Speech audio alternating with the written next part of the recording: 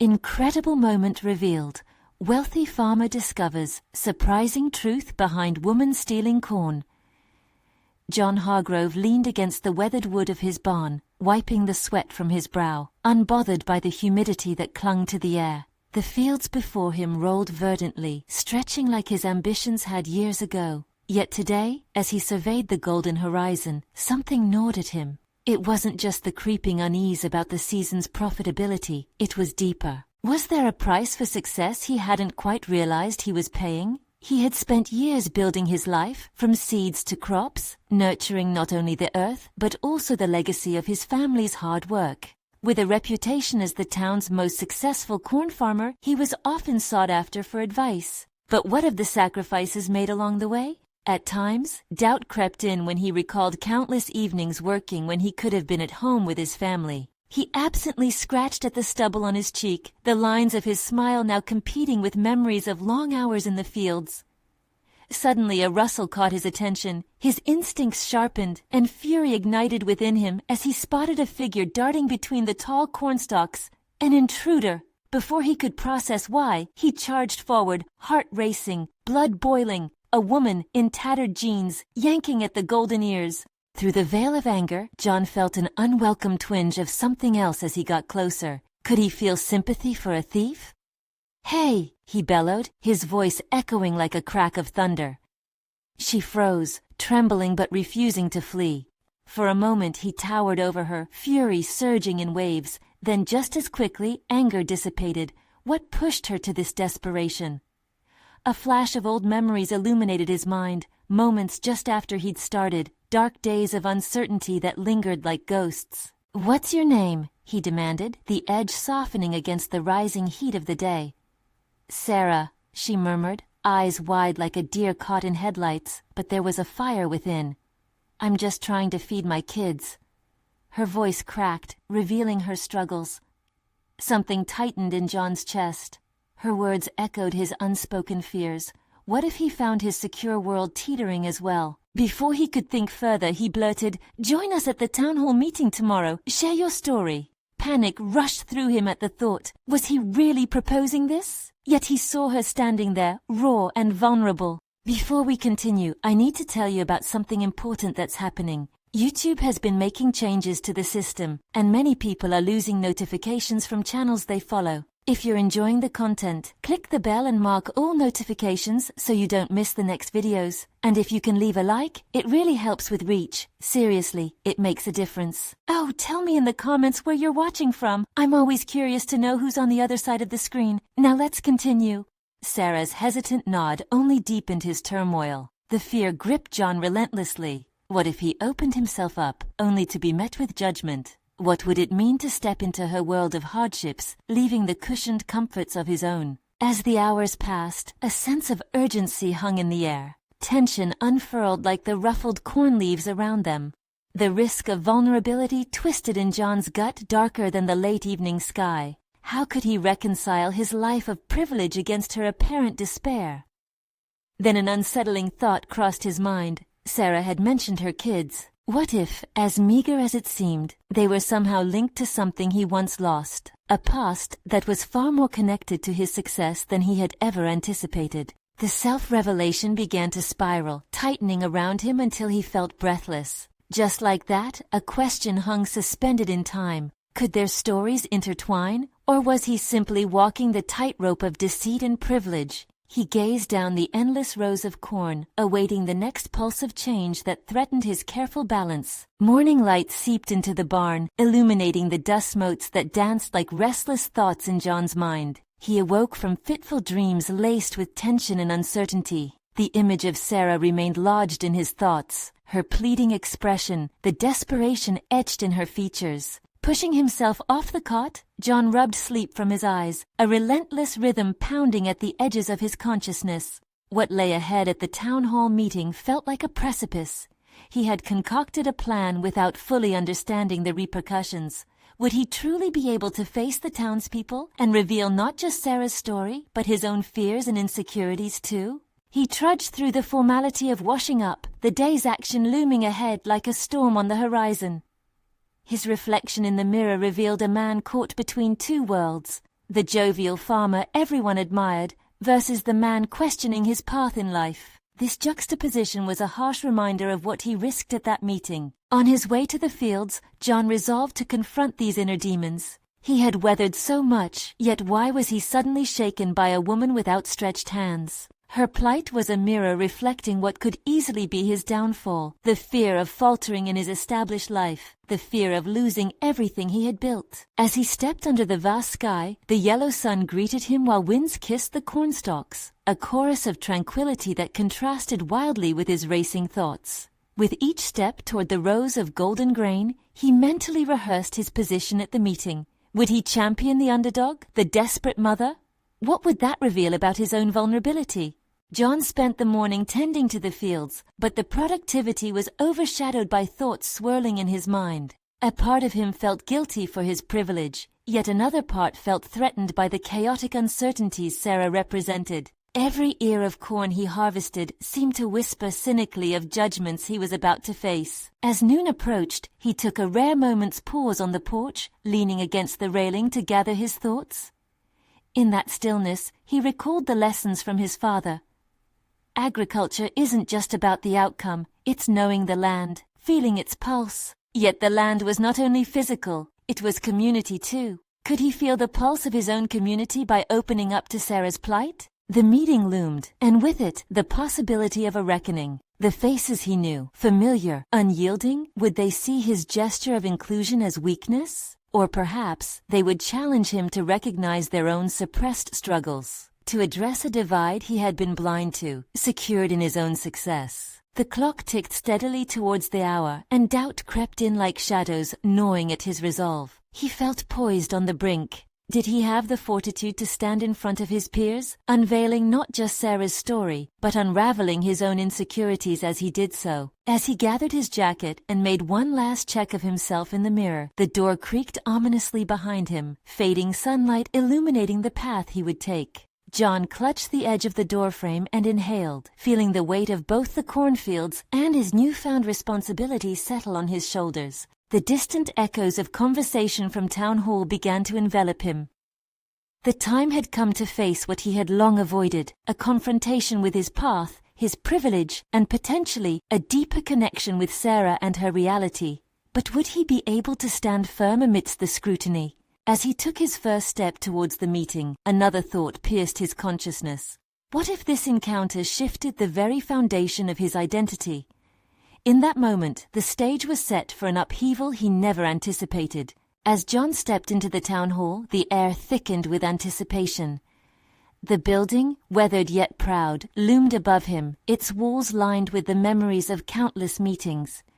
Yet today, the familiar surroundings felt foreign, as if the very essence of the place was ready to judge him for the choices he was about to make. The townspeople were gathered, their whispers coalescing like a whirlwind around him, and John's heart raced. Would they listen to his words? His feet felt like lead, yet he pressed on, balancing the weight of his convictions against the pulsing anxiety in his gut. Seated at the long wooden table were the familiar faces of the town council, their expressions unreadable. They signaled for silence, and the subdued chatter fell away like autumn leaves drifting down from their branches, leaving behind an eerie stillness. In that moment, John felt the intensity of their gazes, and it struck him. He had an opportunity not only to speak for Sarah, but to expose his own fears. He cleared his throat, the subtle sound as loud as thunder in the charged atmosphere. "Thank you for giving me the chance to speak. I know you all see me as a successful farmer, perhaps even a model citizen." He paused, gathering his thoughts while the weight of their expectations bore down on him. "But what I want to talk about today is not my success, but a person in our community who needs our help, Sarah." There was a collective shift in the room as murmurs erupted, escalating into quiet disbelief. A member of the council scoffed, shooting John an incredulous look. "What's a thief doing getting time in our town hall? She made her choice." The barb struck a nerve, igniting the smoldering embers of John's resolve. She made a choice, yes, but what led her here? The circumstances that forced her to steal from our fields are connected to all of us. We're so caught up in preserving our way of life that we fail to see the suffering right in front of us. The intensity of his own voice surprised him. As the words spilled forth, they felt liberating, an invitation for the townspeople to examine their own values, to confront their own complacency. "Fear and vulnerability are what unite us," he continued. "I have stood in my fields, thriving, without truly considering how many struggle to provide meals for their families. If I can expose my own vulnerabilities, can't we open our eyes to the suffering around us?" Some listeners leaned forward, momentarily captivated, while others remained skeptical, their arms crossed tightly across their chests. Despite the mixed reaction, a seed of determination took root in his heart. He was awakening not only them, but himself. The member who had scoffed earlier raised a hand, looking agitated. "Enough of this. We can't just go supporting theft. What about your own family, your farm?" "Exactly," John replied, feeling a fierce surge of passion. "What about my farm? What about your families? These questions aren't black and white. In protecting ourselves, we might fail to protect those who truly need it. My privilege shields me, but it shouldn't define my story." His words hung in the air, and John could feel the fissures of dissent crack beneath the facade of unity. In that charged moment, he realized the power of honesty, both to heal and to incite confrontation. As the debate began to spiral into divisions, John felt an inkling of hope. Perhaps he had awakened something too dormant in this community. His heart raced as the realization struck. Opening this conversation could transform him, could alter not just the perception of Sarah, but the very foundation of their shared existence. But then, before he could fully grasp the ramifications of his impact, the mayor signaled for order. "Let's take a vote. The matter will be settled here." Panic coursed through John. He had unleashed a dialogue, but what if it led to chaos? What if he had ignited conflict that would tear the community apart? As hands began to rise, John braced himself for the outcome. But more importantly, he prepared for the hidden truths within himself that might echo long after the meeting ended. Would this confrontation spur deeper revelations about who he was? A man caught between privilege and purpose? A single question consumed him. Was he truly ready for whatever lay ahead?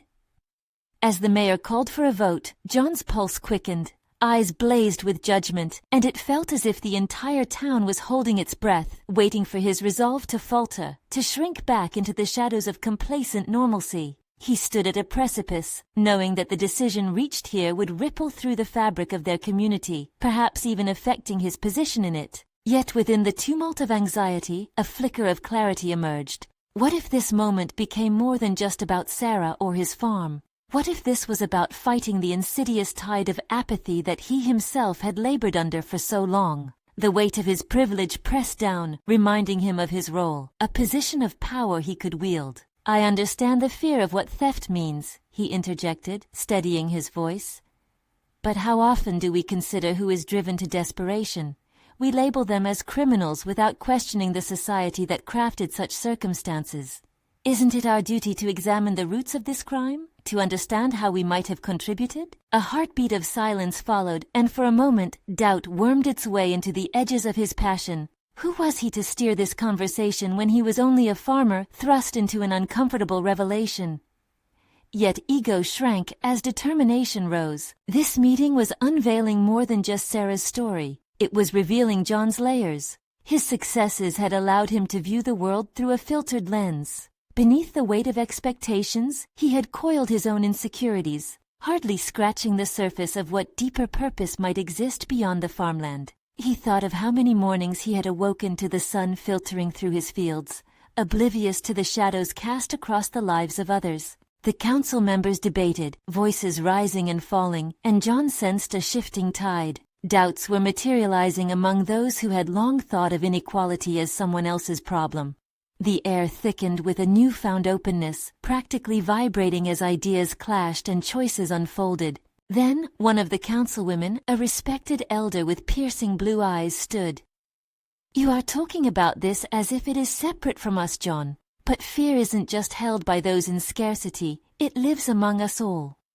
You speak of privilege as if it is a relic and not the very soil we're planting our roots in." Her words struck like lightning, illuminating the duality he had clung to for safety. It was not just Sarah's choices that were at stake, it was his and theirs. What might be reclaimed in acknowledging fear was an essential part of their humanity. A swell of uncertainty washed over him.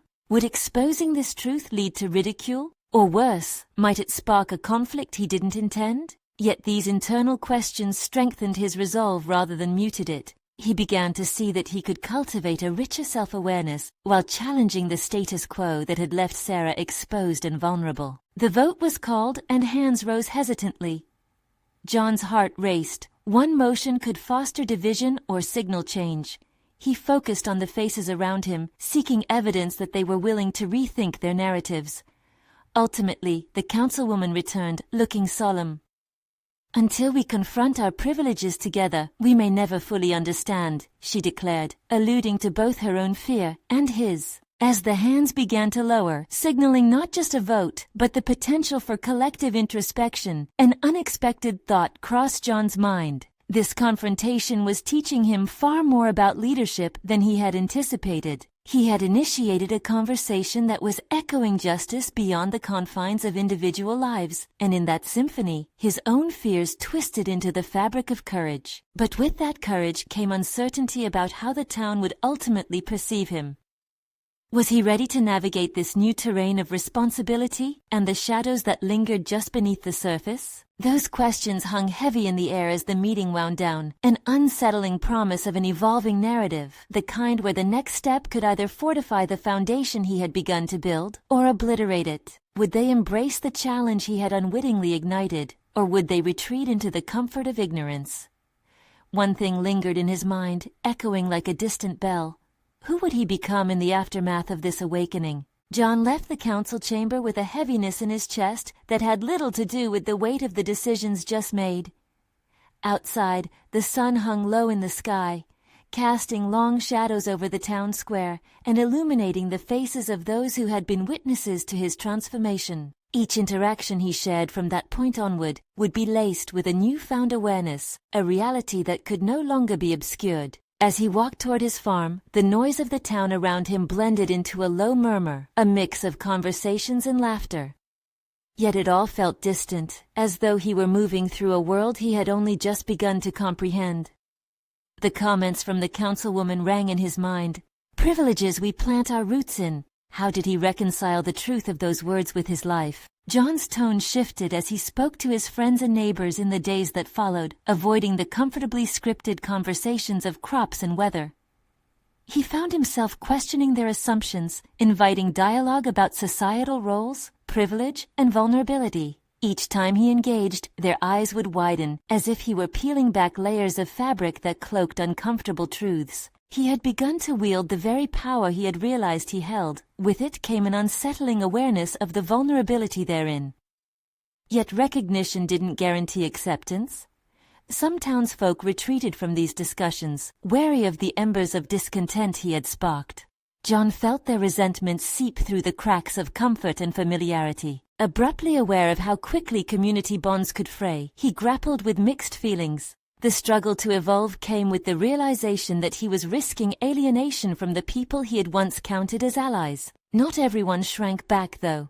Some began to rally around his unexpected discourse, encouraging him and sharing their own experiences of exploitation and stigma. They sought guidance from John on how he could facilitate broader conversations, pushing for accountability and transparency in their dealings. Was he ready to stand at the front lines and lead a new wave of responsibility? Amid this, John began to see shifts within himself. No longer was he a mere caretaker of his land. He envisioned a new purpose, one that intertwined the well-being of his community with his own fortunes. He started illustrating to his peers the importance of sustainable farming in both ethical and ecological terms.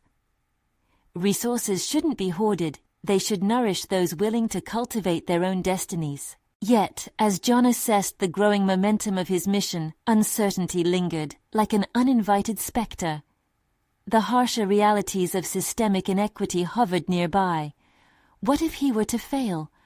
What if his good intentions spiraled into controversies that left him ostracized? He steeled himself against those thoughts, recalling the council meeting, the intent of connection over division. One afternoon, as he reviewed crops with a few of those who had come to support him, he overheard whispered doubts from nearby farmers about his leadership and motives. "Who does he think he is, getting involved in this?" echoed a familiar voice. Doubt clenched in his gut. Was his vision strong enough to withstand such scrutiny? The gap between his desires and the tangible reality was widening. He battled with the paradox of leading those who may ultimately prefer the comfort of complacency over the challenge of introspection. John returned to his fields, feeling the solid earth beneath his feet. He understood he was no longer standing still. Transformation demanded action, and it could either empower him or break him. He had to make choices, conscious and bold, but with that came confrontation, keeping sight of the fragile web he was now weaving among his friends, neighbors, and himself. The ground felt less stable. A decision loomed ahead, ready to shape the very fabric of his evolution. Would he confront those subtle voices of dissent, or risk letting ingratitude grow unchecked? Who would he ultimately become if he chose to embrace his emerging role, or if he shrank back into the safety of the familiar? As the shadows deepened, John sensed the pulse of his community shifting around him. The most pressing question emerged. What would happen when the truth he unearthed began to consume him, as well as everyone else? John awoke early the next morning, the dawn light seeping through the gaps in his window. The remnants of doubt lingered in the corners of his mind like cobwebs refusing to be swept away. He needed clarity, yet the uncertainty weighed heavily, urging him to confront the uncomfortable truths around him. He brewed a pot of coffee and stepped outside, the chill of the morning air invigorating his senses. Today felt different. He sensed a shift. The soil beneath his feet was no longer just ground he cultivated, it was a stage for a new reality, one he was beginning to carve out of the familiar landscape. He had a decision to make, to continue nurturing the roots of his community, or to confront the whispers that threatened to uproot his vision. After a hasty breakfast, John gathered a basket and decided to approach a small plot of land he had set aside for a communal vegetable garden. It was something he had suggested to a few neighbors as a way to promote sharing and sustainable agriculture. This morning, it would serve as both a metaphorical and literal foundation for what he hoped to achieve. As he began sowing seeds, each motion was deliberate, a reminder of the interconnectedness between his actions and the community's future. While preparing the soil, his thoughts turned to the woman he had seen stealing corn a few days prior. He had been reluctant to judge her. Her eyes had reflected a desperation that resonated with his own fears of inadequacy. But what would it mean for his newfound conviction if he allowed her actions to be dismissed as simple theft? He envisioned her life, the invisible line that divided them. By stepping into her shoes, he could grasp the layers of privilege he had taken for granted. His heart raced as he considered confronting her directly, not in reproach, but in understanding. Would she see in him a kindred spirit or a threat? The sun climbed higher as he worked, illuminating his resolve. He found himself setting a goal. He would ask her to meet him where he had seen her, hoping it could spark a different conversation. The idea terrified him, as if he were about to face a storm without an umbrella. Images of his neighbors' skeptical faces flashed before his eyes. They would question his motives, perceive any discord he stirred as betrayal. After tending the seeds, John decided to invite some of the supportive townsfolk to join him for a discussion that evening. It was a risk, but the stakes felt infinitely higher now. In his gut, he felt the tension between pushing for growth and inviting conflict. Would he be able to articulate the urgency behind creating a new standard for themselves? Later that day, as neighbors began to gather, John took a deep breath. The atmosphere crackled with unease, uncertain glances exchanged. He opened the floor with his intentions, speaking of agriculture, privilege, and the plight of those struggling in silence. As he spoke, he noticed the skepticism ebbing from some faces while others remained resolute in their discomfort. His voice quivered as he reached the crux of his plea. The woman with the stolen corn. She isn't just a name, but a reflection of many among us who cannot advocate for themselves, he asserted, watching their reactions closely. Would they listen? Would they dismiss him as a fool? Their silence was a thick blanket, uncomplicated yet suffocating. Underneath the exchange of glances was a shared weariness, an acknowledgement that none of them were untouched by hardship, merely differing in how they displayed it. John aimed to pull the thread tighter, to weave them together in a narrative that demanded personal engagement. Just as he concluded, the door creaked open, his heart skipped. The woman who had taken the corn stood in the threshold, uncertainty flickering across her features. This was the moment he had anticipated, one that could shatter assumptions or bind them closer in solidarity. As she hesitated, John stepped forward, ready to embrace whatever truth unfolded next. Would she accept his lingering offer of empathy, or would she retreat into the shadows of the town once again? The stakes of this unintended confrontation loomed ahead, and John realized it wasn't just about her anymore. It was about him, too. What new understanding would be revealed at this unexpected juncture? As the sunlight streamed through the doorway, illuminating the space between them, John couldn't ignore the gravity of the moment. The woman stood there, her presence a palpable tension in the air, both a question and a challenge to his sincerity. He took a tentative step closer, the warmth of his own breath mingling with the coolness of her apprehension. "Hi," he started, his voice softer than he intended. "I wanted to talk about the corn." Her response was guarded. She simply nodded, uncertainty cloaking her demeanor. John felt a swell of emotion. This was no longer just about crops or theft, but about the fragility of trust and understanding. What had he been afraid of? Perhaps the real danger was not in confronting her, but in failing to do so. "Why did you take it?" he asked gently, the weight of his words hanging between them. "I needed it," she replied, her voice barely above a whisper. "My children, they go hungry." Her gaze fell to the ground, shame etching deeper lines into her features. John's heart tightened, his own privilege contrasting sharply against her struggle. He felt the tendrils of guilt creeping in, not for her decisions, but for his hesitance to acknowledge the realities that existed parallel to his own life. In that instant, he realized that the conversation he sought went beyond corn or community gardens. It was a dialogue about humanity. "Why didn't you ask?" he pressed, striving for connection rather than judgment. She looked up, meeting his eyes slowly. "Because asking requires courage, and courage is sometimes too heavy for a hungry heart." There was a truth in her statement that hit John with the force of an unrelenting storm. He stepped back, allowing her statement to sink in. This was not merely a problem to be solved. It was a reflection of shared suffering and an opportunity for collective growth. He felt the stirrings of a plan forming within him. Rather than viewing difficulties as obstacles, perhaps they could be reimagined as catalysts for change. John's pulse quickened. He was at a pivotal juncture, facing both this woman and the path of his own evolution. "Let's figure this out together," he proposed, the conviction behind his words surprising even himself. "What if we worked on a plan to grow food for anyone who needs it? We could build something here, a resource for everyone." The woman's eyes widened, uncertainty morphing into intrigue. Although the idea was fraught, what if others rejected it? Her silent contemplation felt like a fresh seed waiting to be sown. "Do you really think they'll listen?" she asked. John hesitated for a moment, apprehensive about the immediate aftermath of his intentions, but he felt an undeniable shift within himself, a newfound resolve rising up in defiance of potential rejection. "I am willing to try," he declared, surprise flickering into determination. He turned back toward the gathering of neighbors in the adjacent room.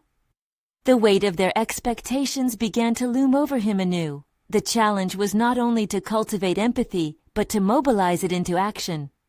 Would they join him in this venture, or would they see this as yet another change unsettling their comfortable existence? With the flames of purpose igniting within him, John took a deep breath. He had faced his fears, but now came the true test, overcoming the reluctance of others to engage in a dialogue that could lead to healing, not just for the woman he had encountered, but for the entire community grappling with the fractures of an unspoken crisis. "Will you come with me?" he finally asked, gripping the edges of uncertainty by extending a hand toward her.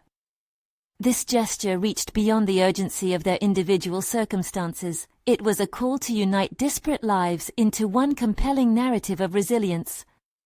As she contemplated his offer, the door swung open once more. A few neighbors peeked out, curious about the conversation taking shape. Their skeptical glances turned to expressions of confusion as they registered the unfolding scene. "John," one of them finally called, suspicion lacing their tone. "What are you doing?" The stakes had just escalated, and John suddenly sensed the full weight of his choice. Would they understand, or was he about to plunge headfirst into a tumultuous confrontation that fraught with the unknown?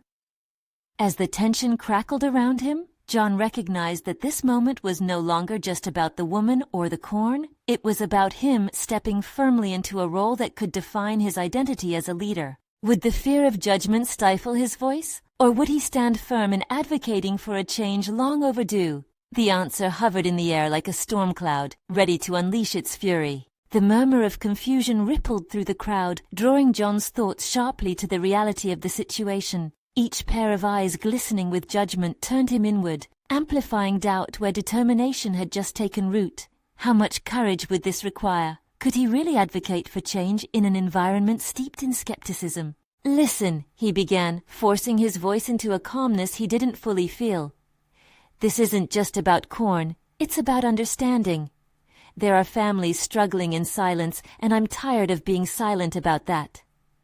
The woman beside him watched silently, her unsteady trust balancing on the precipice of his words. He had to stand strong for the both of them. Each heartbeat felt like a drum urging him forward. "You're asking us to believe in something," another neighbor shouted, the skepticism palpable. "But why should we? You don't know what it's like to lose everything or to go hungry." This was the moment he had feared, being called out, exposed by those who felt threatened by change. Self-doubt clawed at his gut, but a clarity surged through him. The truth was, he couldn't pretend to know their struggles, but he could no longer ignore them. "You're right," he admitted, vulnerability washing over him. "I don't know what it's like, but I'm here to listen and learn, and I want to create a situation where no one has to steal. We can work together to change things." The murmurs intensified, with some neighbors shifting uncomfortably. John sensed the fractures in the crowd. Some faces betrayed a flicker of hope, while others closed off like clamshells, reluctant to even consider the possibilities he was proposing. "What do you have in mind?" someone finally asked, folding her arms defensively but leaning in slightly, intrigued. He seized the opportunity, feeling the momentum shift. "We can start a community garden. We could dedicate a portion of our land. Together, we could cultivate food for everyone. It doesn't need to be about ownership or profit. It can simply be about survival." Silence enveloped him. John searched their faces for any glimmer of acceptance, any sign that he was not speaking into a void. He could practically hear the gears turning in their minds. Slowly, he saw the scrunched brows begin to relax. They were grappling not just with his words, but the possibility of a different reality. "But what if we fail?" the woman beside him finally spoke, her voice wavering. "What if we put in all that effort, and nothing comes of it?" John felt that question strike deep. What if they did fail? The weight of responsibility pressed against his chest. But failure didn't equate to retreat. Growth was riddled with risks. He had to instill hope amidst uncertainty. "Then we learn. We adjust our plans and try again. That's the point of this," he replied with earnestness. The word "together" lingered in the air, a soft echo tying them to a future they had yet to create. More neighbors spoke up now, some cautiously agreeing, others casting skeptical glances. "It'll take more than just plans," someone cautioned. "We need time, resources, support." His heart quickened at the widening discourse. They were engaging, debating the logistics rather than dismissing the idea entirely. He could sense something collective shifting, a shared recognition blooming amid the residue of doubt and uncertainty. "Let's have a meeting," John suggested, feeling invigorated. "Gather ideas, talk about how we can make this happen. I believe we can build trust by working side by side." The thought of organizing made his stomach churn with anxiety, yet a fierce determination ignited within him. "What if we fail because we didn't try?" he pressed once more, his voice steadier now, embodying the resolve he wished to inspire. "How will we know what is possible if we don't take that first step?" As he looked around, he saw stares morphing, apprehension slowly lifting, and he was hit by an unresolved tension, a spark of something just emerging into the light. A hand raised, followed by another, hesitant but willing to engage with the budding idea. But as he felt the support of a few forming, whispers of dissent still lurked within the crowd. Applause mingled with murmurs, uneasy opposition that dared him to confront old patterns and fears. John gathered the moment, realizing that while some wanted change, others fought against it, preserving the status quo in which they were comfortable, a culture of silence and shame. Their readiness to resist might ignite a confrontation that would force him to question everything he thought he knew about leadership. Still, he held on to the growing belief that every journey begins with uncertainty. He would have to be ready for backlash, to challenge not just their fears but his resolve as well. As the meeting began to take shape amidst a cloud of skepticism and cautious optimism, John felt the imperceptible push towards potential. It wasn't merely about farming. It was about cultivating a community, planting seeds of trust, and redefining identities. But within that ambivalence lay the truth. He was on the brink of an expansive journey that would unravel the roots of personal and collective transformation. And now, with the eyes of his neighbors scrutinizing him too closely, he sensed that the storm inside him hadn't yet passed. The time had come to face the chaos without. What lay ahead would be the ultimate test of his strength. Would he be able to stand tall, fostering a spirit of change, or become another voice lost in the overwhelming tide of tradition? The meeting had drawn a crowd, a mix of eager supporters and adversaries who wore skepticism like armor. John stood at the front, throat dry and palms clammy, with the weight of expectation bearing down on him. He could read the faces, a ledger of concerns, hopes, and resentments. Would he be able to navigate this delicate terrain without faltering? "Tonight," he began, his voice trembling slightly before stabilizing, "we're here to discuss what a garden could mean for all of us. It's more than just soil and seeds. It's about trust, cooperation, and hope." The murmurs that accompanied him felt like echoes of uncertainty, yet he pushed forward. He needed to channel their fears into something actionable. A man with an unkempt beard, arms crossed tightly, interrupted him. "What if you're wrong? We can't risk our resources on a dream." The man's voice resonated with years of disappointment, echoing a truth John recognized deep within. "I respect that concern," John replied, trying to maintain eye contact. But inside, a storm surged. "But what if we take this chance and succeed? Isn't it worth exploring how we might change our situation together?" His question hung in the air, tentative like the early blooms of spring. He watched as tentative conversations sparked among the crowd, people exchanging glimpses of hesitant curiosity. Realizing the fragility of this moment, he pressed on. "Think about the crops we could grow, the new skills we could learn. Each of us has something to offer." A woman standing to the side chimed in. "But what does that mean for those of us who have traditionally relied on the market?" Her tone was edged with the fear of being usurped, of losing what little stability they held. "It means redefining our approach," he countered gently. "We're not replacing the market, we're adding to it. There's power in learning to feed ourselves, to lessen hunger and dependency." He could feel the flicker of uncertainty morphing into intrigue as he spoke. As he set out a plan to table some ideas, his heart raced. This was uncharted territory. John was no expert in agriculture or community organization. The vulnerability of admitting his shortcomings loomed before him. But he found himself defending his narrative, feeling each ember of their apprehension spark. "Look, I don't know all the answers," he admitted, "but I do believe we can learn from each other. We can build a foundation of resilience." A murmur of agreement pulsated through the room, but the cautious voices remained. The man with the beard still glared. "And if we spend our time and money and still need to buy food?" "Then we learn from that too," John replied. "We adapt. We ask for help and innovate. Growth sometimes means failing first." It felt risky to speak that truth, yet it rang with undeniable authenticity. Outside, the crickets began their nightly symphony, illuminating the encroaching darkness. It matched John's internal conflict. This meeting felt both exhilarating and utterly terrifying. The crowd's dynamic shifted slightly. Faces softened, others remained defiantly skeptical. The tension ignited his resolve. He sensed he was on the edge of something significant. The woman beside him cleared her throat. "We need someone to take the lead?" A wave of embarrassment washed over him. Did they mean him? He could feel their gaze sharpen. Would they expect him to be the embodiment of this change? The question rolled around in his mind, fear clawing at the edges. But a deep breath steeled his spine. This was precisely where he needed to stand, at the forefront of a confrontation he had feared.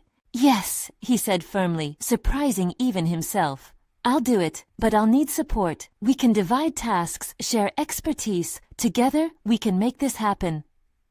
A flurry of reactions erupted, some nodding in agreement, others still skeptical, but fracturing the once solid opposition.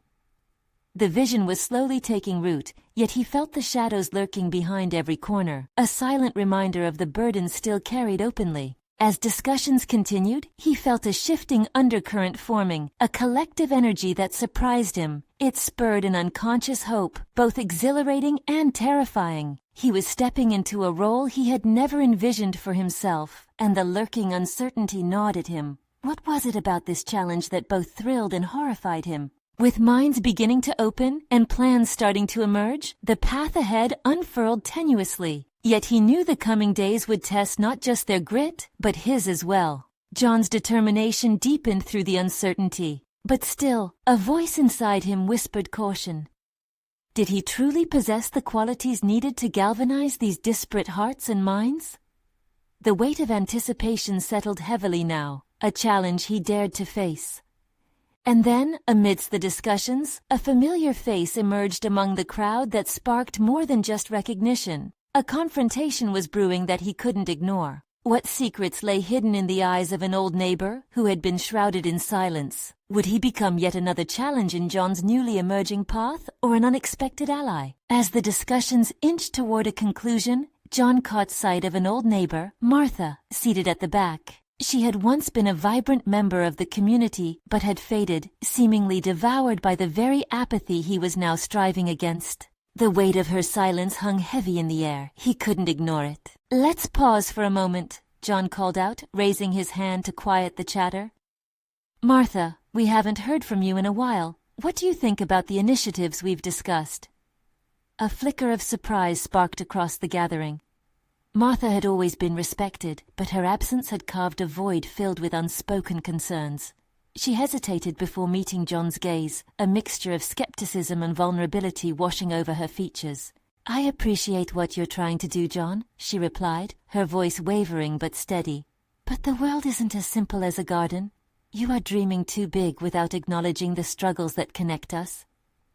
At that moment, John recognized the importance of her words. They were rooted not in derision, but caution honed from experience. He leaned closer.